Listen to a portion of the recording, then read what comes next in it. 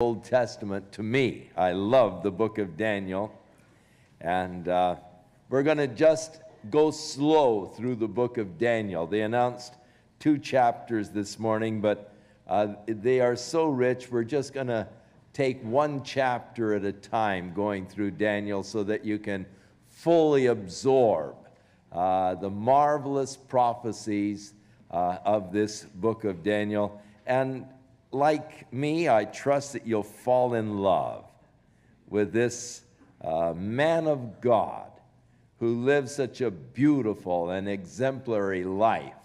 I've come to just love Daniel as a person. He's one of those that I'm looking forward to meeting when I get to heaven. I want to know what his feelings were when he was in the lion's den, and just the whole thing, you know, and just an exciting, exciting man of God. Now, the book of Daniel has given tremendous fits to the critics of the Bible. Those who seek to deny that the Bible is divinely inspired of God, probably one of the books that is really the thorn in their side more than any other is the book of Daniel. Because Daniel predicted events that were going to transpire during the time of the Greeks, Seleucids, and the Ptolemies and all, that were so exact. Speaking of the Cleopatra and others, and he was so exact in his prophecies, so precise, that critics of the Bible and those who do not believe that the Bible is inspired of God have had great difficulty with Daniel, and they finally found the solution. That Daniel wasn't written by Daniel.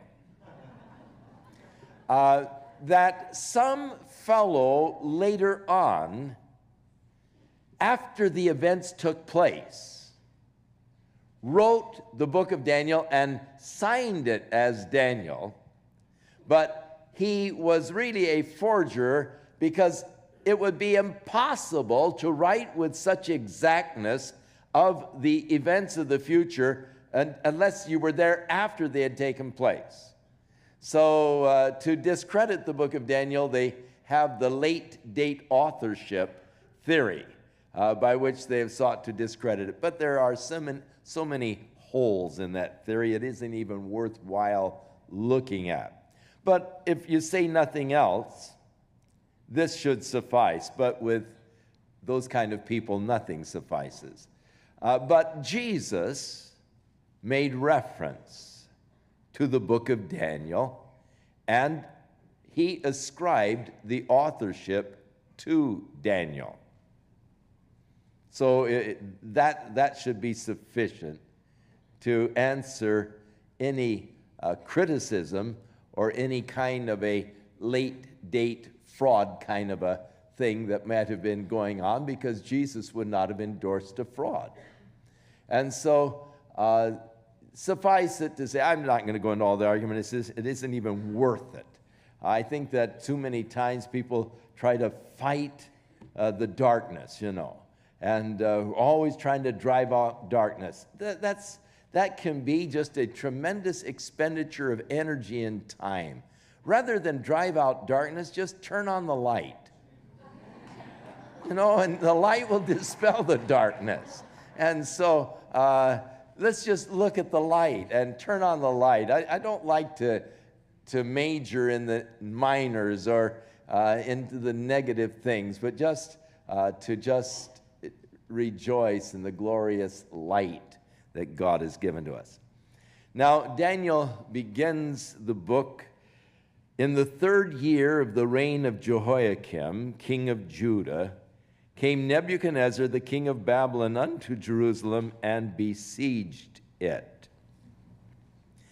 Now,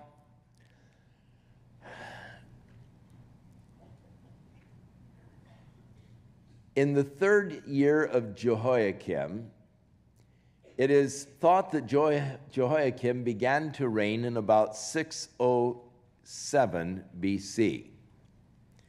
So the third year of his reign would, of course, be about 604 BC. And there is no direct record in history of Babylon attacking Jerusalem in 604 BC. And thus, the dating has been brought into question. But if you turn to 2 Kings chapter 24, where we read of the reign of Jehoiakim, it says, "In his days Nebuchadnezzar, the king of Babylon, came up, and Jehoiakim became his servant for 3 years." Now, Jehoiakim was more or less set on the throne by Nebuchadnezzar. He was a vassal to Babylon. Actually, he was set on the throne by Pharaoh Necho, but then the Pharaoh was conquered by Babylon. But the third year, he rebelled against Nebuchadnezzar. And the Lord sent against him bands of the Chaldees, or the Babylonians, and bands of the Syrians, and bands of the Moabites, and bands of the children of Ammon. This would be the third year after. But notice, and he sent them against Judah to destroy it, according to the word of the Lord, which he spoke by his servants, the prophets. And it says, "Surely the commandment of the Lord came upon Judah to remove them out of his sight for the sins of Manasseh, according to all that he did." And thus, in the third year, they came against Jerusalem, and it was probably at this time that they took certain of the vessels from the house of God, and these captives of the king's descendants back to Babylon.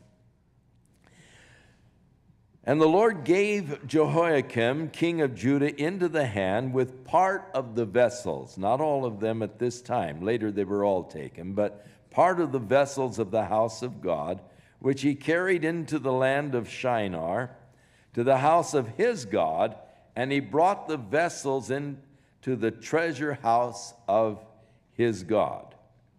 And the king spoke to Ashpenaz, the master of the eunuchs, that he should bring certain of the children of Israel and of the king's seed and the princes. So they brought some of the choice young men. Now, again, let's go back to 2 Kings chapter 20, verse 18. And we have a prophecy here of Isaiah that he is giving to Hezekiah the king.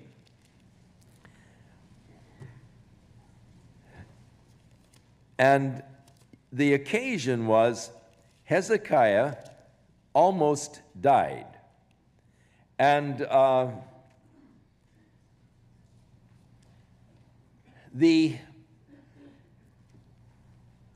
he recovered from this illness. You remember the story how that the prophet came to him and said, "Set your house in order because you're going to die and not live." And Hezekiah prayed all night long and begged God, and so the Lord added 10 years, gave him another 10 years.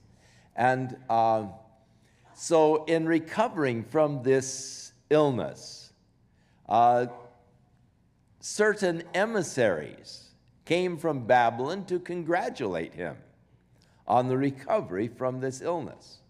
And so as a gracious host, Hezekiah took them through all of the treasures that were in the house of the Lord, and he showed them everything that he had. And so when they left, the prophet Isaiah came to him and he said, "You know, did these fellows come from Babylon?" "Yes." "And what did you show them?" He said, "I showed them everything, all of the treasures and all that are here."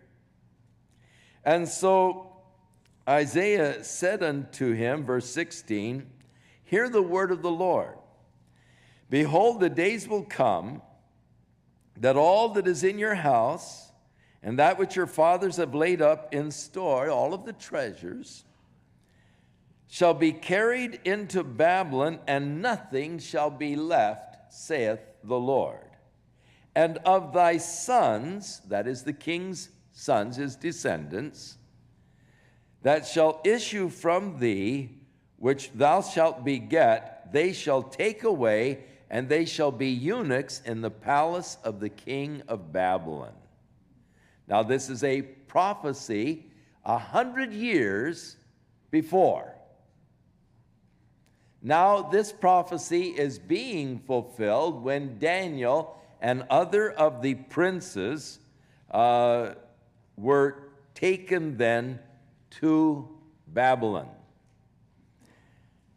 And so they chose children, and notice children, in whom was no blemish, but well-favored or good-looking, and skillful in all wisdom, and cunning in knowledge, and understanding science, and such as had ability in them to stand in the king's palace, whom they might teach the learning and the language of the Chaldeans. And the king appointed them a daily provision of the king's meat. So these young men were taken as captives. They were descendants of Hezekiah, and thus they were of the royal seed. Daniel was of the royal seed, from the tribe of Judah, a descendant of David, one of the royal seed. Now,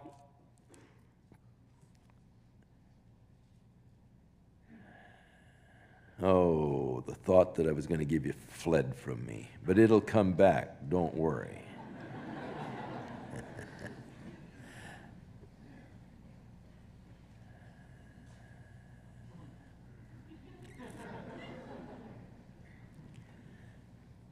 Well, it'll come back later. You know, it's fun growing old.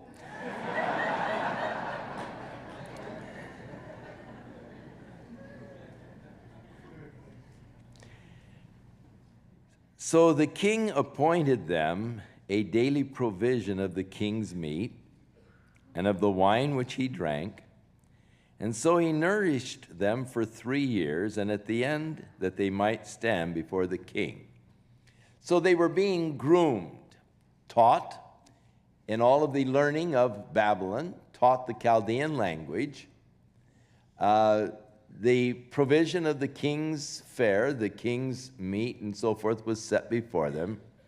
And they were to be prepared to stand before the king as a counselor in the foreign affairs department, especially dealing with the nation of Judah. Now, the interesting thing is that Daniel and his 3 friends were probably around 14 years old at this time. So many times I think that our Sunday school papers give us sort of a false impression with ages. For instance, when Abraham was commanded of the Lord to offer his son Isaac, his only son, as a sacrifice to the Lord on the mountain which God would show him, we so often see the pictures of Abraham leading this little boy, maybe 8 to 12 years old. But Isaac at the time could have been as much as 30 years old. And so we get false impressions. Here, you know, Daniel is usually pictured as, you know, a very mature young fellow, but he was probably only about 14 years old, because he was taken in the 3rd year of Jehoiakim as a captive, and he lived through the 70 years of captivity in Babylon that was predicted by Jeremiah, and he lived on into the reign of the Medo-Persian kings, actually unto Darius. And when he was thrown in the lion's den, no longer a young man, he was in his 90s when he was thrown into the lion's den. And it could be he was just such a tough old critter by that time, the lions didn't have any desire for him, you know. But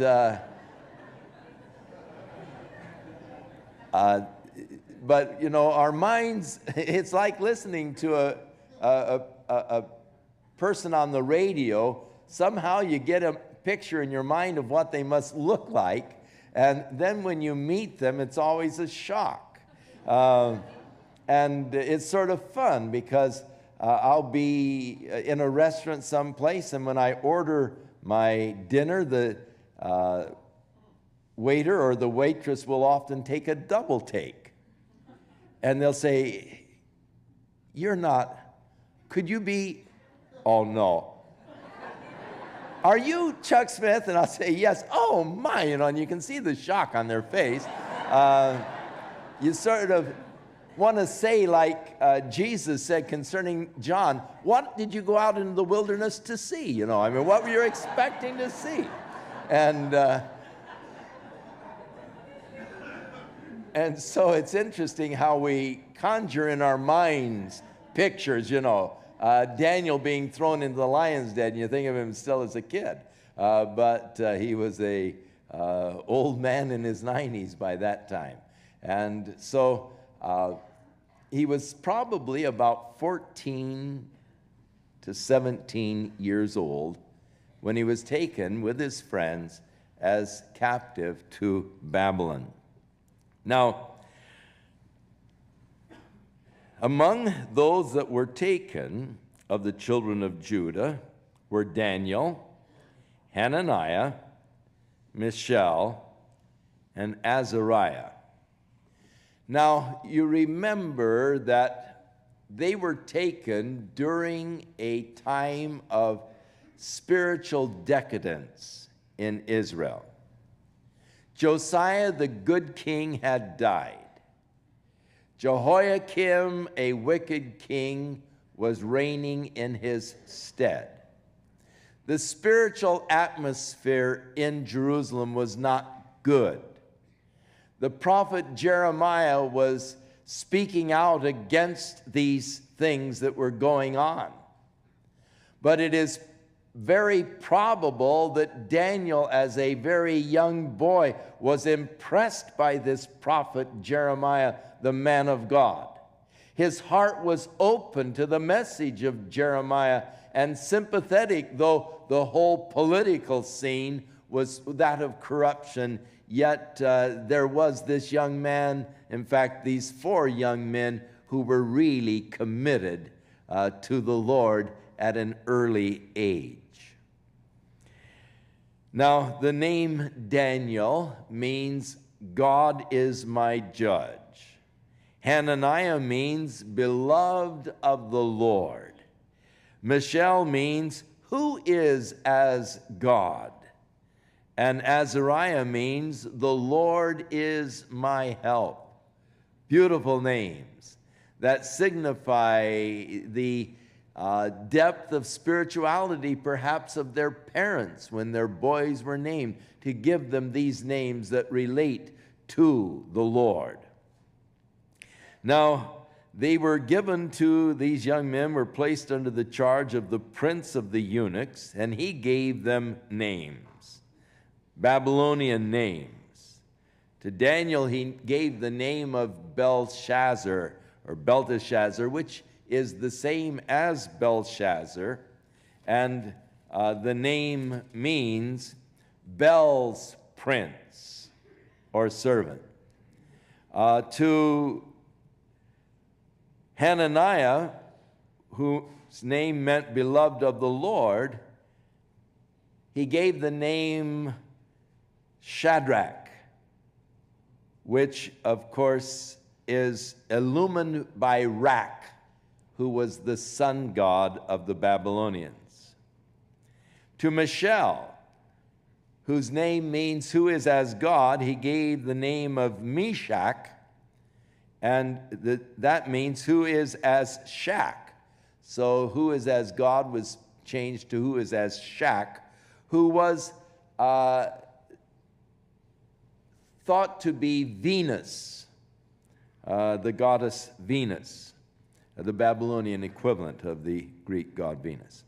And to Azariah, whose name meant the Lord is my help, they gave the name Abednego, which is servant of Nego, another of the Babylonian gods. And so they were given by the Babylonians these pagan names.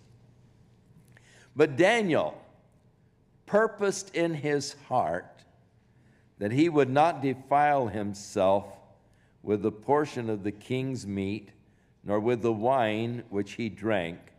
And therefore he requested of the prince of the eunuchs that he might not defile himself. Purposed in his heart not to defile himself. I think it is so important for people to establish in their hearts that kind of commitment and purpose that I'm not going to defile my body.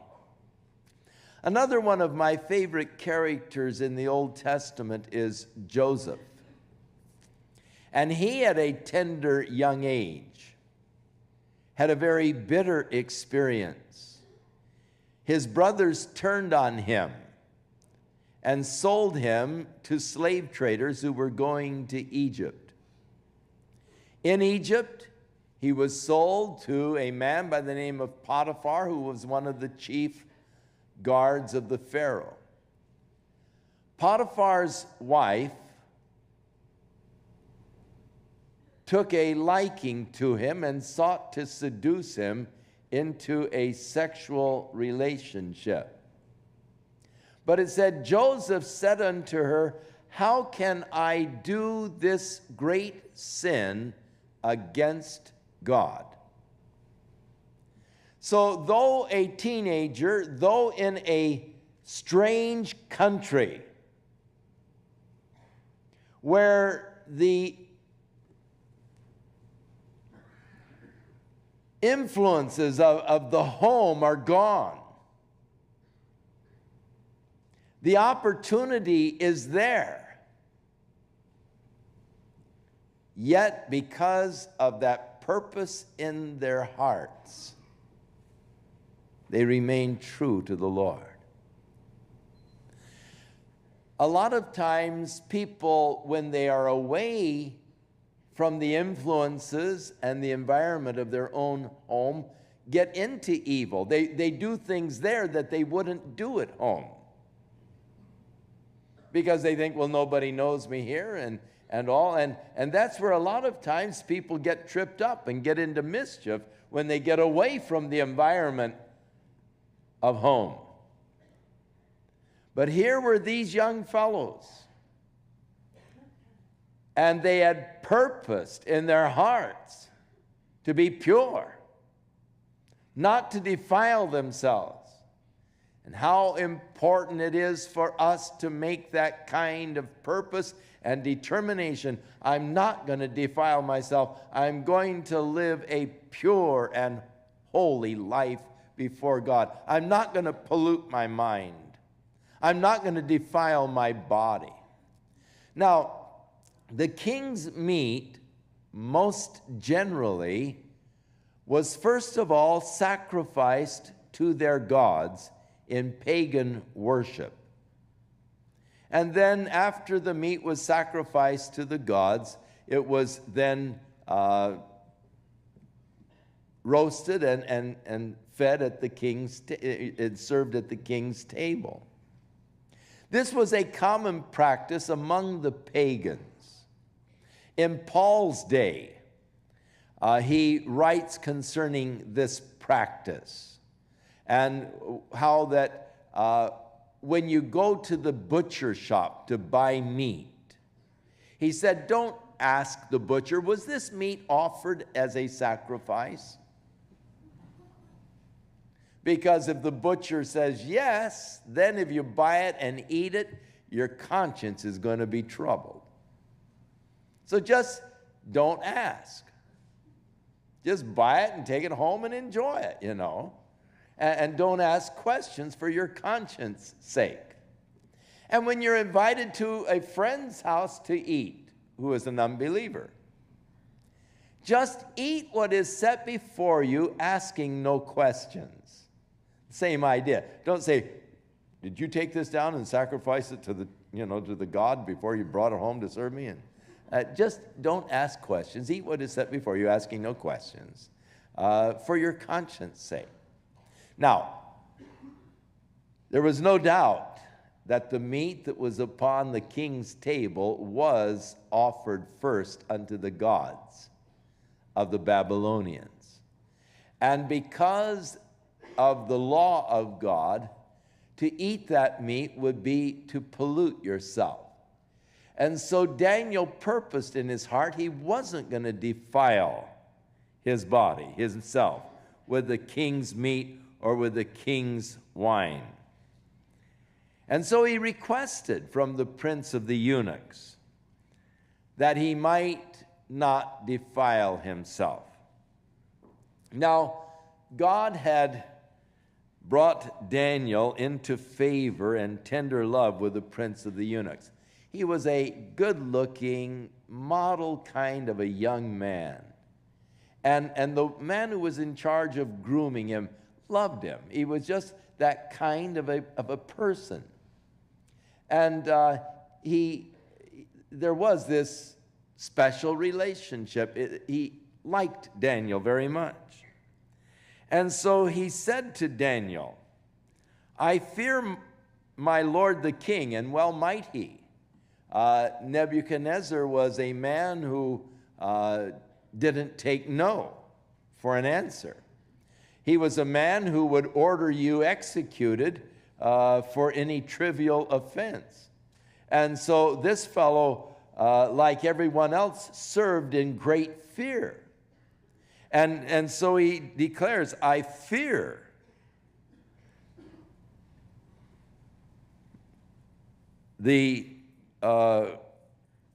my lord the king, who has appointed your meat and your drink. The king is the one that's ordered this stuff for you. For why should he see your faces worse liking than the children which are of your sort? You're going to make me endanger my own head, man, to the king. I mean, he'll chop off my head if you guys come in looking sickly and all, because I'm in charge of, of feeding you and getting you strong and healthy and training you and all, and you're putting my life in jeopardy. So Daniel said to Melzar, who was the prince of the eunuchs, that had been set over Daniel, Hananiah, Mishael, and Azariah, prove your servants, I beg you, for 10 days. Now, as you know, there are certain numbers that have spiritual implications. The study of biblical numerology is interesting, and numbers are symbolic in the scriptures. And the number 10 is symbolic of testing and trial. Now, you remember when Jacob was serving his uncle Laban for his wives. Jacob said unto him, you've changed my wages 10 times.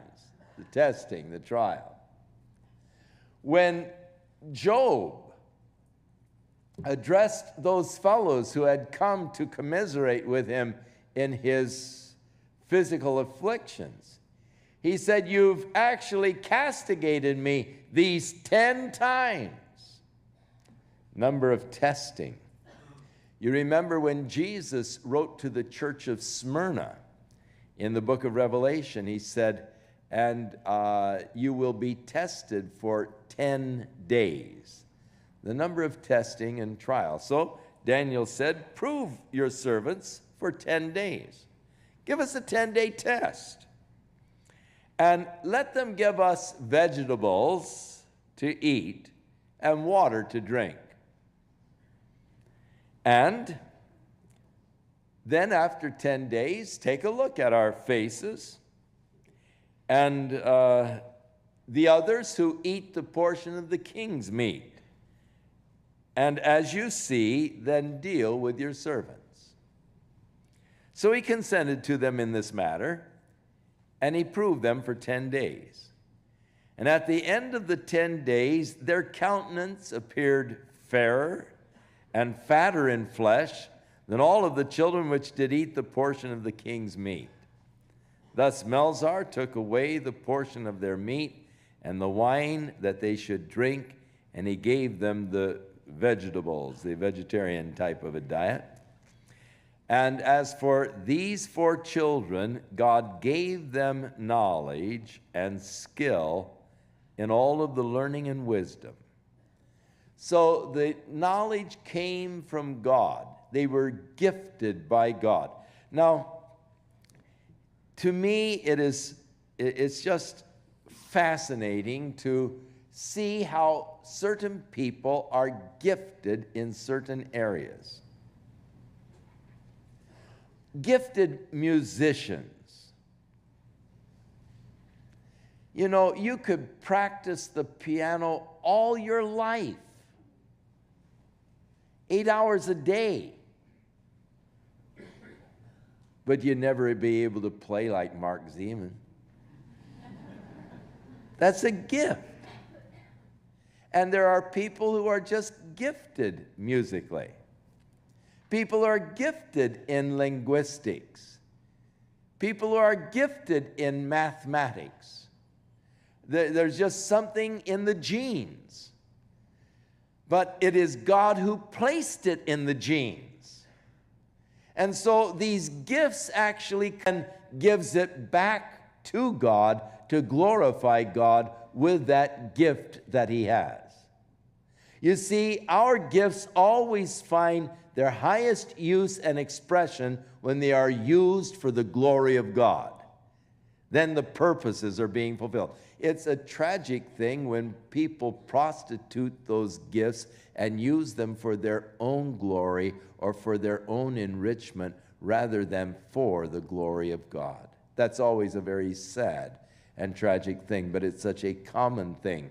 People will take those natural abilities, capacities that God has given to them, and then use them for themselves. Now,